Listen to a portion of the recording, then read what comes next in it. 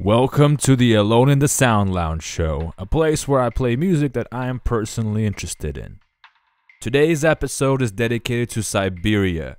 What comes to mind when I say that musically? Most people associate Siberian with, for example, Igor Letov, Yanka Dyatleva, and the entire Siberian punk movement, which was popular in the 80s and a little bit in the 90s. The older generation of Russians might remember the band Kalinov Most with the charismatic frontman Dmitry Revyakin, which played nice, heavy hard rock at the start and then kind of moved into mellow folk rock later after the fall of the Soviet Union.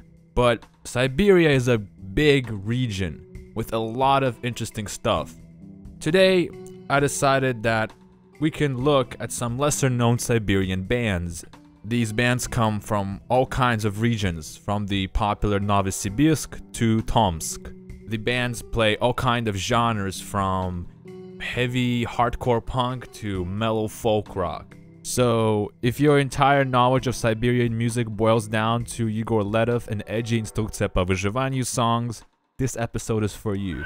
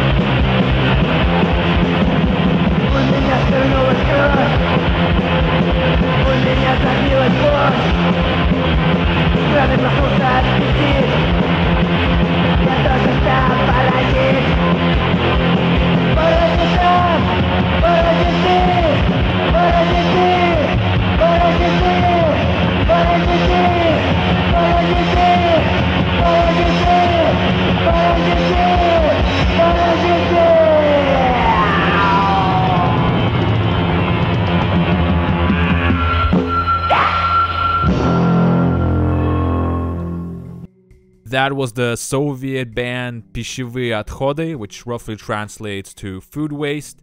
Quite the interesting punk band with a sort of Washington DC hardcore sound. Quite interesting that this band is actually a Soviet band. This was released in the very, very early 90s, because this sort of music would become more popular during mid to late 90s Russia thanks to clubs such as Tam Tam and the underground punk scene in Moscow, for example. So, some interesting facts about this band. First of all, I have to mention that the band's guitarist is Jeff, which is Гражданская Обороna's guitarist. He played also in Instrukция по выживанию. If I'm not mistaken, the song I Don't Believe in Anarchy, which is one of the best Гражданская Оборона songs in my personal opinion, was co-written by Jeff. And Пищевые отходы was basically another creative outlet for Jeff and other guys in Siberia. This band was more straightforward, more heavy than Гражданская Оборона, who were always kind of more on the noise rock mixed with bard rock type of vibe. Here, on the other hand, it's just straightforward 3-chord high-energy punk tunes. Personally, I'm reminded of early Bad Brains. And I think it's quite cool that by the late 80s and early 90s, the Soviet Union had these kind of bands, because I can say you one thing, Russian punk is usually quite lacking in the energy department, but this stuff hits pretty hard. So I think after listening to some straightforward lo-fi hardcore punk, the best and most logical thing we can do is move to classy 80s neo-prog. What do you think? Coming up, Классификация D.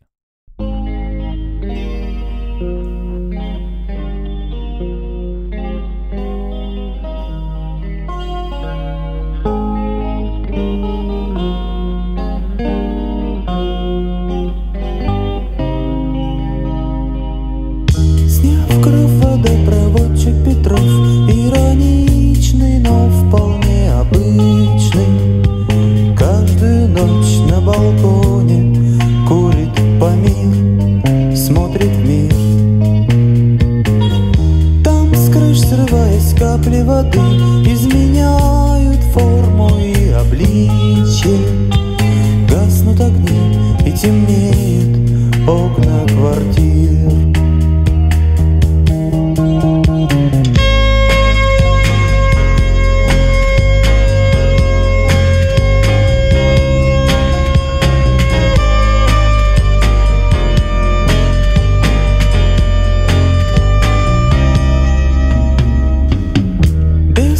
Водопроводчик Петров, не старея, но смелеть не смея, выключив свет, жжет обрывки старых газет, писем нет.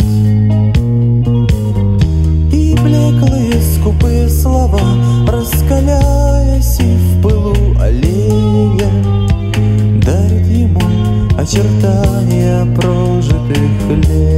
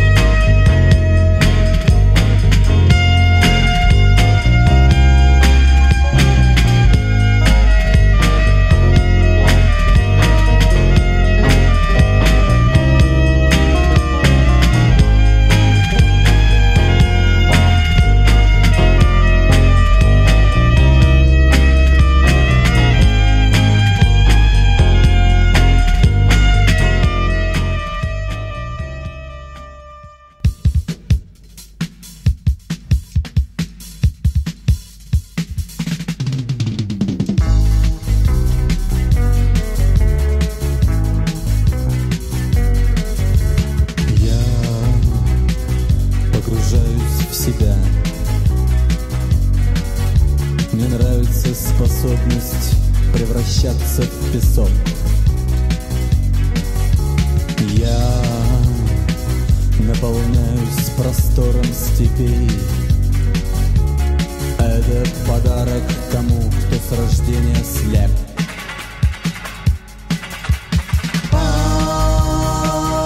Поделки инвалида.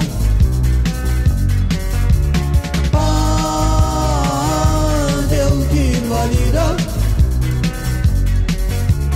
поделки инвалида подарят вам на праздник.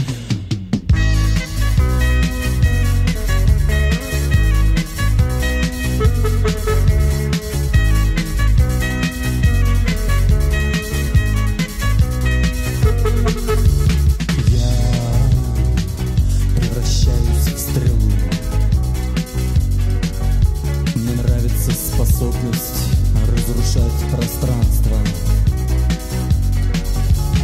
Я наполняюсь ревом сирен. Это подарок тому, кто отправился вплавь.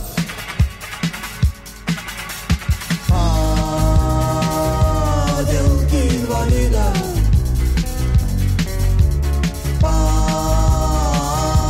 Поделки инвалида. Поделки инвалида. Подарят вам на праздник.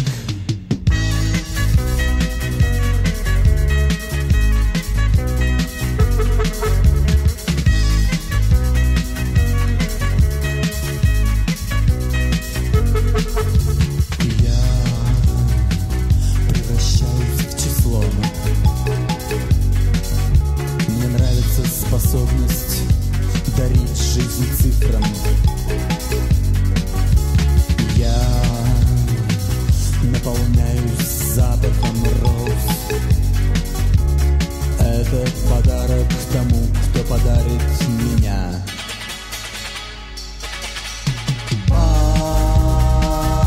Поделки инвалида.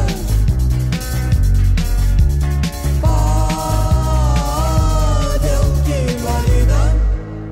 That was Klasifikace D, an interesting band from Novosibirsk that never really took off popularity-wise, and I can see why, because this music is very polished and poppy for the Siberian scene. I think the band would fit more with the Moscow youth or perhaps the Leningrad hipsters of that time than Siberian punk or Siberian rock in general. Moving on to something more well-known in the underground sphere, we have to talk about the legendary figure Dmitry Selivanov, a person that is responsible for one of the most revered Siberian post-punk projects, Promyshlenная Architektura, as well as other interesting stuff. A little bit of background on who is Dmitry Selivanov. So Dmitry Selivanov was a guitarist for the band Kalinov Most, which I already mentioned in the intro of this video. Together with Dmitry Revyakin, they would make music. However, the two kind of had a different vision on what music to make. Dmitry Revyakin was more of a traditionalist in terms of the popular rock music at the time. He preferred hard rock and that kind of stuff. Meanwhile, Selivanov was always gravitating more towards things like post-punk or extreme forms of metal, for example. I know that he was a huge fan of Napalm Death, if I'm not mistaken. Dmitry Selivanov would leave Kalinov Most and start searching for a new band. On his way, he would meet the band Puti, a kind of a mid-tier Siberian punk band that is mostly forgotten now, but thanks to Selivanov, actually, they would spawn a couple local hits such as Red March, Krasny Marsh, which I think is basically the band's most well-known song, which was written by Selivanov, and they would make some music together. However, Selivanov again found this punk band sort of limiting to his creativity, and he would leave Puti in search of something new. On his way, he would also meet Yegor Ledov. He played guitar in Grazdanskaya Oborona for quite some time. I don't think Grazdanskaya Oborona has any recorded studio albums with Selivanov, but I'm pretty sure you can find some live recordings. Besides Ledov, Selivanov would also work with Koka, who was this sort of like a producer in Siberia. His real name was Nikolai Katkov, and the project that he had with Selivanov was called Dima Koka. I mean, pretty logical. After spending years searching for the right band members, moving from one project to another, Selivanov would finally make the band that would make him a legend, and that was Promyshlenная Architektura, a band that only has one studio album and one live recording, which was released years after Selivanov's untimely passing. And I understand the hype. It's pretty interesting, kind of pale-influenced post-punk and new wave, very kind of manic energy on that record. Can't say that it's something I put on to, you know, have a good time, but there's definitely interesting artistic elements and experiments on the album. I think that to better understand Selivanov's greatness and cult status, you should just go and listen to the full thing. But I'll play 2 tracks that I personally like the most on the record. I have to cut one of them short because it's 7 minutes in length. I'm talking about the most well-known Salivanov song, Deti Gospitale, Children of the Hospital. I think that's basically the best way to translate that in English. And alright, let's get going.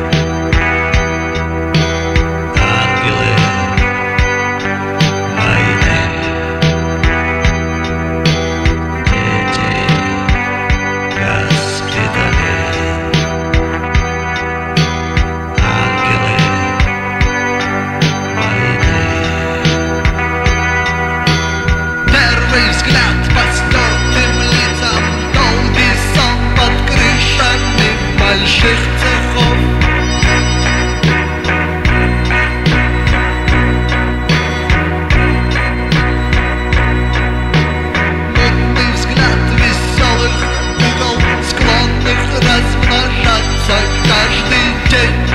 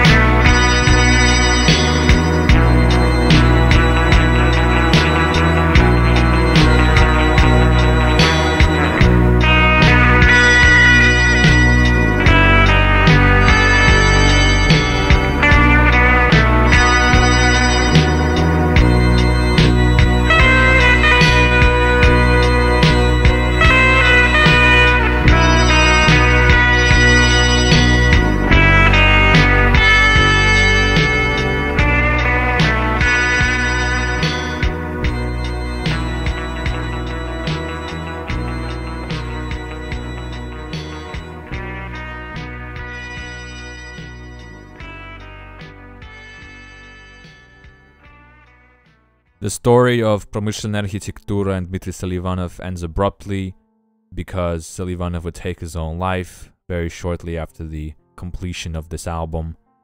Selivanov was a cult figure in the Siberian scene. Yegor Letov would name drop him in one of his songs as a sort of homage and tribute to the artist. There was also a documentary made in the 1990s, and the communism album Пикирующие бомбардировщики, if I'm not mistaken, the last one, has a Selivanov song which was a cover of Birds of Paradise as a sort of tribute to the artist. Yeah, this is quite depressing. Alright, let's cheer ourselves up a little with some catchy new wave. Coming up, Новые Европейцы. or the New Europeans, as they are known in English, an interesting band from Omsk.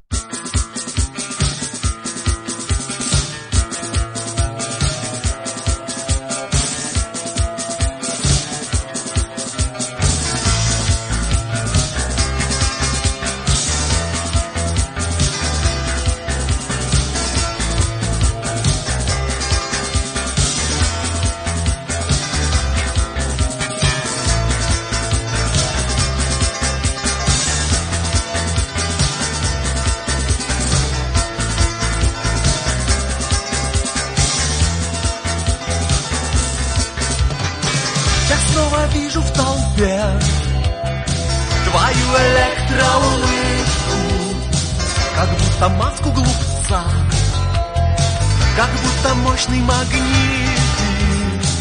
Она красива и все ж, я знаю, это ошибка твоих создателей, но цивилизация все простит.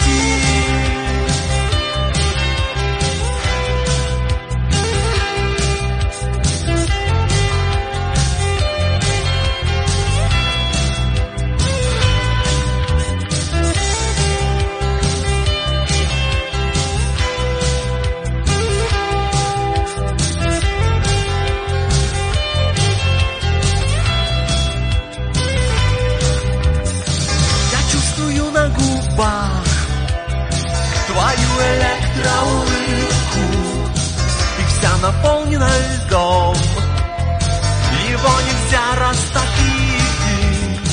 И я смотрю на холсты, в глазах Джоконды улыбка напоминает твою, но ты мертва, а она будет жить, будет жить.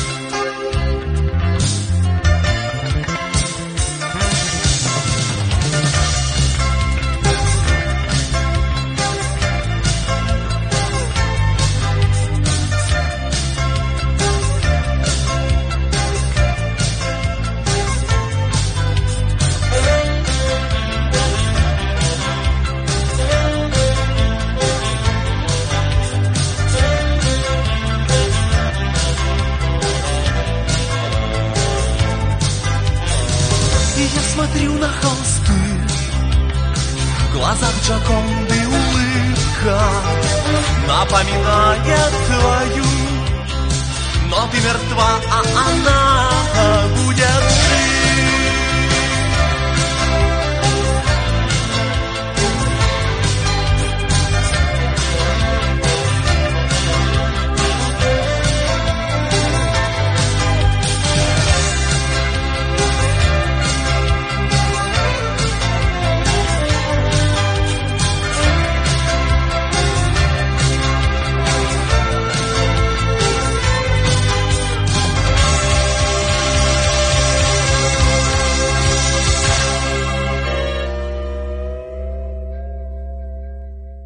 That was the band Новые Европейцы, or the New Europeans. I want to say a special thank you to one of my subscribers who shared this band with me.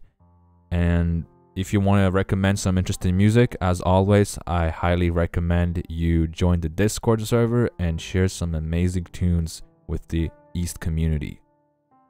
So now we are going from Novosibirsk to Omsk, the hometown of Yegor Letov, Instrukции по выживанию, and my favorite Siberian band of all time, Pik Laksin. Now, why do I love this band so much? Why do I rank them above the already mentioned Yegor Letov, for example? Well, Pik Laksin did something very, very interesting in my opinion. They were one of the only bands to strip back the music to its natural acoustic rock roots. And in the process, in my personal opinion again, I think they managed to basically start the indie folk movement sound in Russia. Don't believe me? Listen to these next two tracks. They were recorded sometime in the mid-80s.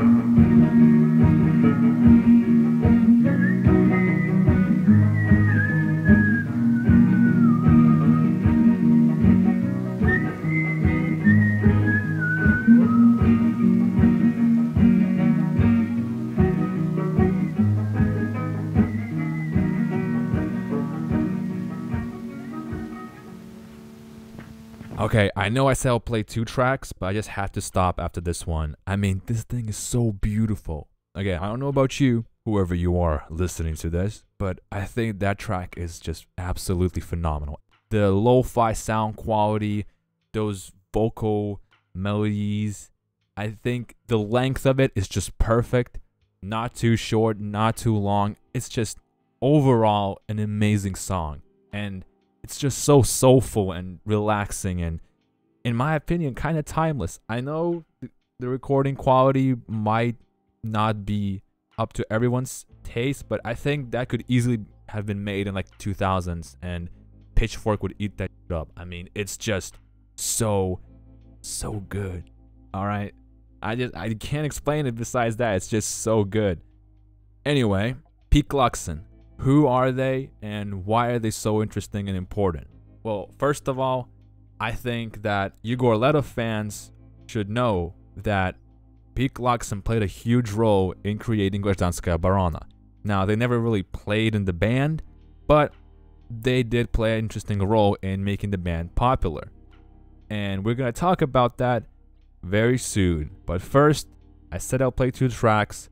The second one is coming up.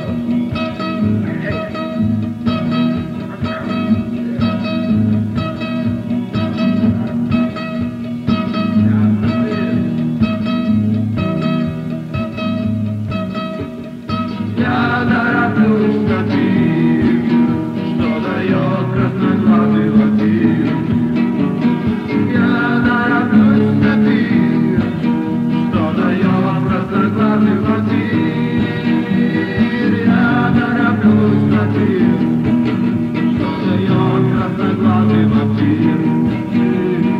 Я тороплюсь на тир, что дает красноглазый вампир.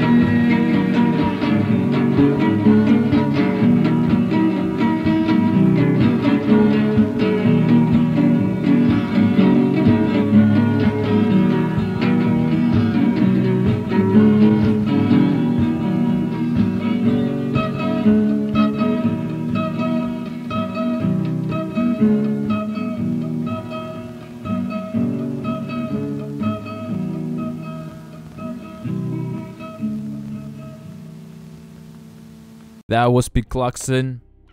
Again, I think pretty great band, quite interesting, and in my opinion, probably the best thing I've heard in Siberian music. Definitely the best thing I've heard from Omsk. Picluxin was a band formed by two brothers, Yevgeny and Oleg Lyshenko.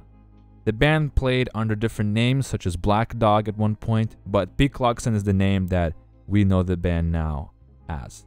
So during the mid-80s, the Lyshenko brothers decided to write some songs and record them. The process was pretty straightforward. They would record most of their songs in a typical rundown Soviet Khrushchevka, this making Picluxin the prime example of the most authentic DIY music at the time. In 1986, the band would meet Igor Letov, who was just released from the mental asylum. If you are a Letov fan, you know the story. I don't want to get into that. It's going to take a lot of time to talk about. And with Letov, they would start making music. They would form the sort of a comedy punk band Adolf Hitler.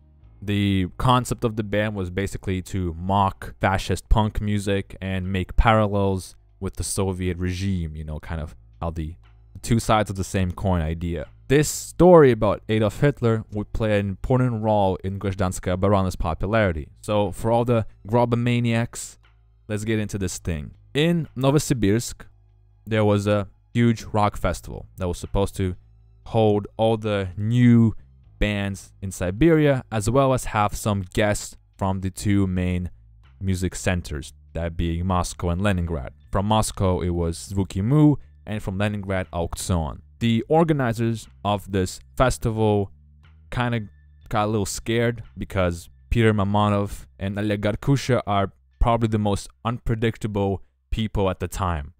I mean, there was also Svin, but Svin, I'm doubting Svin would ever leave Leningrad, even for a festival. So we have two big names, and out of nowhere, they get canceled, and they're not going to appear at a show. So we have two empty slots on a huge rock festival. Who's going to be the brave person to try and fill in for Zvuki Mu and Auktion? Well, that was the band Adolf Hitler, Igor Letov and the Lyshenko brothers. Obviously, coming up on stage with a band name like that is impossible, especially in the Soviet era. So Igor Letov had to use a different band name, which was Grazdanskaya Oborona. Now, the name obviously existed before this concert. Letov had released already two albums beforehand, Optimism and Poganaya Molodezh. But they were his solo projects, and they weren't actually that popular at the time. I know nowadays Letov is everywhere. You have Yandex commercials with Letov music. But back at the time, Letov was quite unknown. So all of a sudden comes this band on stage, and they started making the most annoying, noisy garage rock with very controversial lyrics. Letov would mock the establishment, the audience. It was one of the most anti-establishment concerts at the time. And Perestroika had just begun, so this was such a new radical moment. It was basically full-on shock rock. It was like, if we had to compare, it was basically as if like Gigi Allen went on stage or something.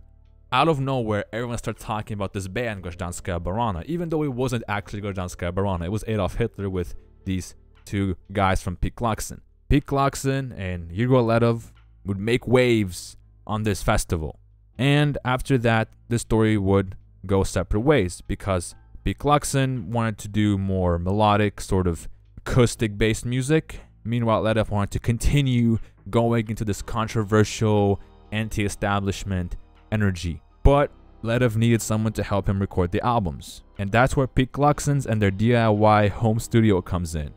Yegor Ledov would borrow equipment, the recording equipment from Pete Gluckson to record his next set of albums. So those 1987 albums that everyone loves, like Mishalovka for example, those albums would not exist without Pete Gluckson's equipment.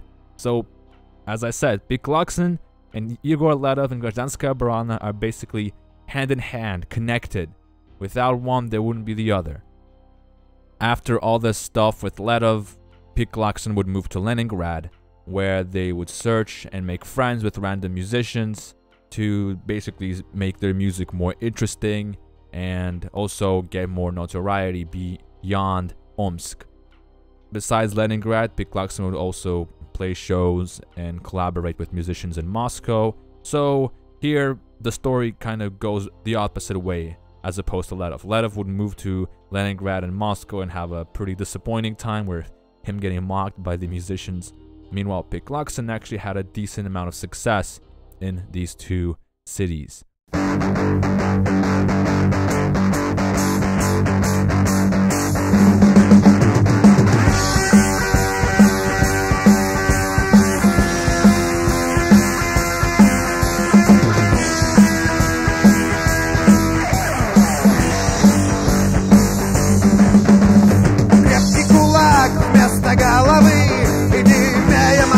Они всегда правы.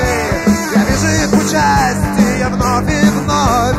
Зубы на асфальте, запекшаяся кровь. И бьет, как будто барабан. И не трубят победно трубы дворники. Идут по утрам выбитые зубы. Зубы на асфальте. Выбитые зубы. Зубы на асфальте.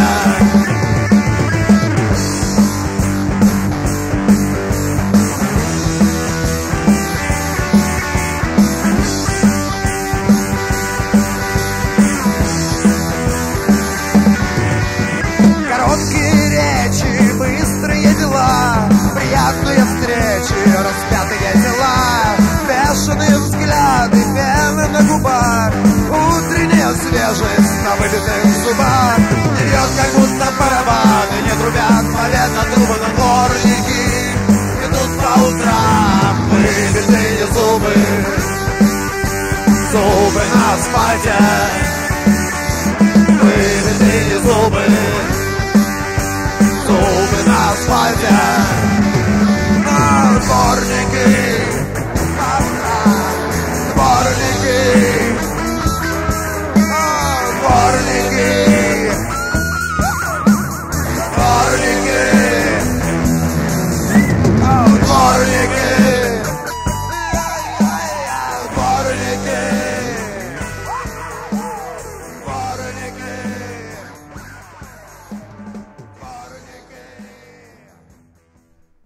That was another Pete Gluckson number. This was done after the time in Leningrad. The reason as to why the band decided to go all electric all of a sudden is basically related to the fact that the band was constantly compared to Aquarium by the local journalists in Leningrad. So the Lishenko brothers decided to show everyone that no, they actually are capable of doing more than just acoustic rock numbers. They are able to do Obyekt Nasmeshek ripoffs. I don't know about you, but I think this stuff sounds quite similar to the Ricochet tracks of that time. I'm not saying this, to criticize the band, not at all. I like Obyekt Nasmeshek, and therefore I like this song and this sound in general. So the Lishenko brothers would continue recording music, but sadly, everything had to come to an end in the year 1990. When Yevgeny sadly passed away in Leningrad. I tried searching for the exact cause of death. I understand it was some kind of illness, something to do with the lungs, but I couldn't find an actual name for it. If someone knows exactly, they can put it in the comments.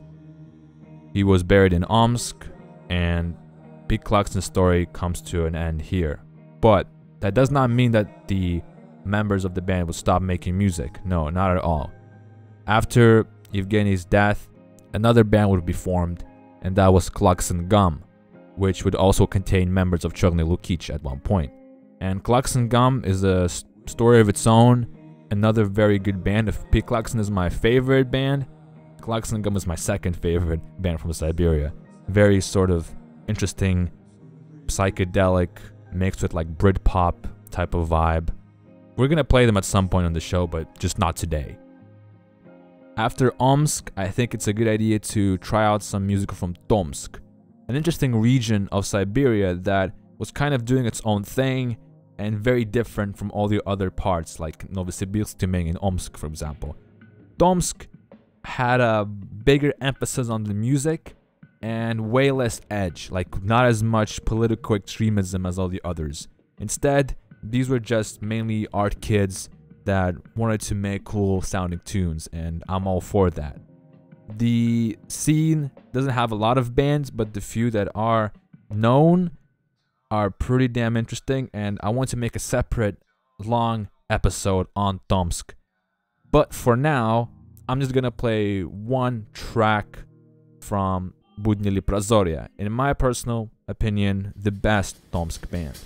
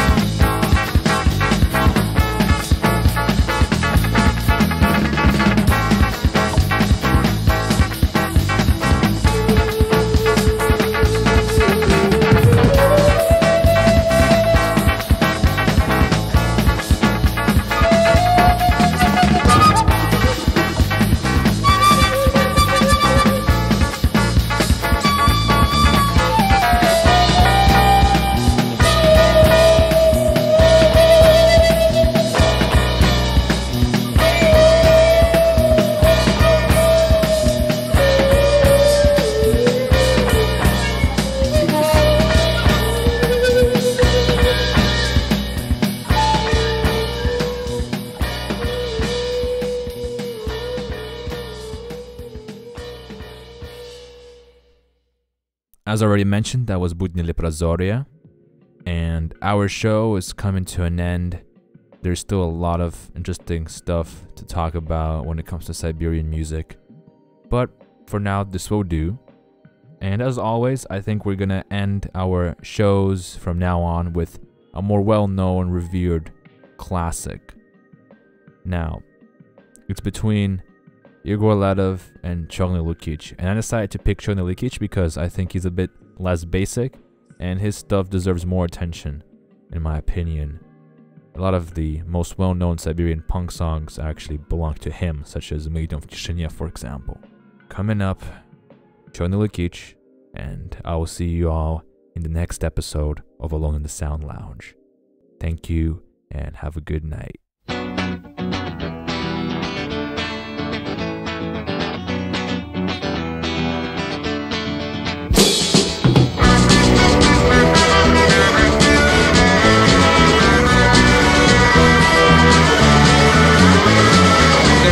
Свободу из пустой бутылки. Трудно есть свободу из пустой тарелки. Трудно воевать, кончились патроны, кончились патроны. Трудно воевать, кончились патроны, кончились патроны.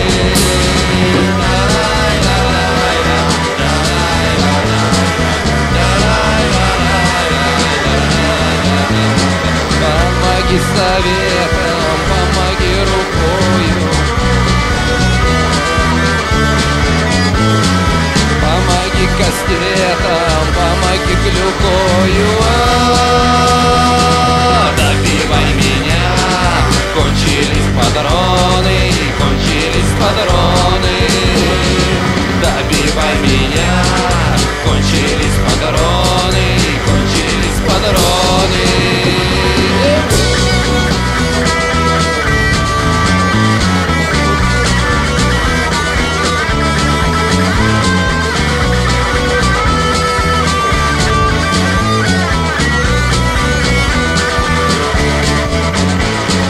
Там все голубое, там не слишком тесно. Там для нас с тобою, там для них нет места. Добивай скорей, кончились патроны, кончились патроны.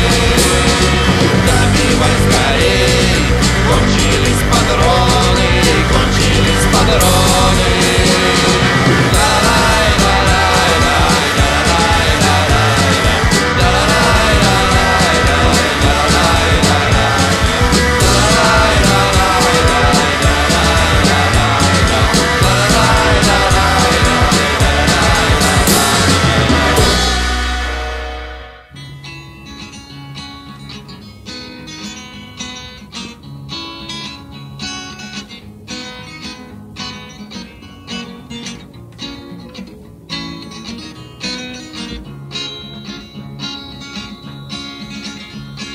Июльский полдень золотой сияет так светло, в неловких маленьких руках упрямится весло, а нас течением далеко от дома унесло.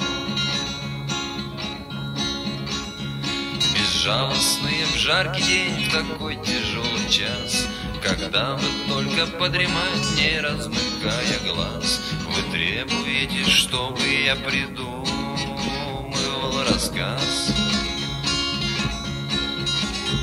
И первая кричит: давай его без промедления. Вторая просит: посмешней, пусть будут приключения. А третья прерывает на 100 раз в одно мгновение. И вот настала тишина, и будто бы во сне бесшумно девочка идет по сказочной стране и видит множество чудес в подземной глубине. Ключ вдохновения иссяк, не бьет его струя. Конец вам после расскажу, даю вам слово я. настала после, мне кричит компания моя. И тянется неспешно нить моей волшебной сказки. К закату дело наконец доходит до развязки. Идем домой, вечерний луч смягчил дневные краски. Алиса, сказку детских лет хранит до седины.